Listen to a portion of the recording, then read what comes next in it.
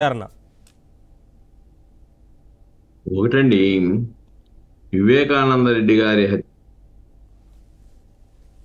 Yeah. భిన్న రూపాల్లో మార్పులు జరుగుతూ చివరికి ఎట్టకేలకు సుప్రీంకోర్టు జోక్యంతో సిబిఐని మందలించిన అనంతరం చివరికి కొంతమంది ప్రధాన సూత్రధారులను కూడా ముద్దాయిలుగా పెట్టడానికి సుప్రీంకోర్టు చొరవే ఒక కారణం అనేది మనం స్పష్టంగా ఇక్కడ మనం అంగీకరించాల్సిందే. ఇంకో మార్గం లేదు.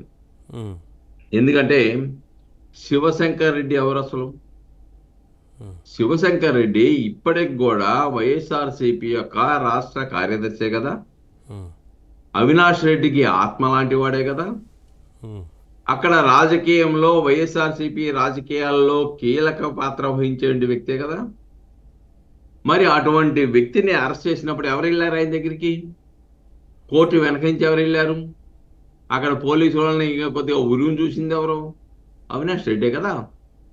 ఈ రోజున వివేకానంద రెడ్డి గారి మర్డర్ కేసుని నారాసుర రక్త చరిత్ర అని చెప్పేసి ఎన్నికల ముందు ప్రచురించావు. తర్వాత గ్యాగ్ ఆర్డర్ తెచ్చుకున్నావు. అబ్బే అతని మర్డర్ గురించి మాట్లాడొద్దని. పాపం విజయసాయి రెడ్డి లాంటి వాళ్ళు మరి వాళ్ళు మొట్టమొదటిసారిగా పాత్రికేయుల సమావేశం పెట్టేసి హార్ట్ అటాక్ అన్నావు, ఉమ్, గుండెపోటు అన్నావు. చివరికి సిబిఐ ఇది గొడ్డల పోటుగా నిర్ధారించింది. ఉమ్. చాలా స్పష్టంగా సిబిఐ చెప్పింది, అవును. ఇది రాజకీయ ఆధిపత్య పోరులో జరిగినటువంటి హత్య.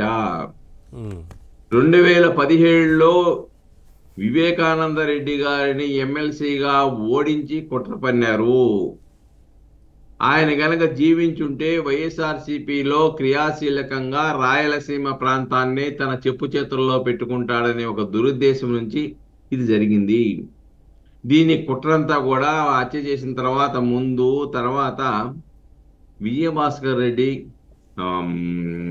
ఎవరైతే అవినాష్ రెడ్డి ఇంట్లోనే వాళ్ళు ఉన్నారు, భాస్కర్ రెడ్డి ఇంట్లోనే ఉన్నారు అని చెప్పేసి స్పష్టంగా నిర్ధారించింది కదా. అవును. సాక్ష్యాలను మటుమాయం చేసడానికి పూనుకుంది కదా. అలాగనే మొట్టమొదటిసారిగా బాహ్య ప్రపంచానికి తెలియకుండానే ఈ సమాచారం ఎవరికి తెలిసింది? ఉమ్, భారత్కు తెలిసింది, జగన్మోహన్ రెడ్డికి తెలిసింది.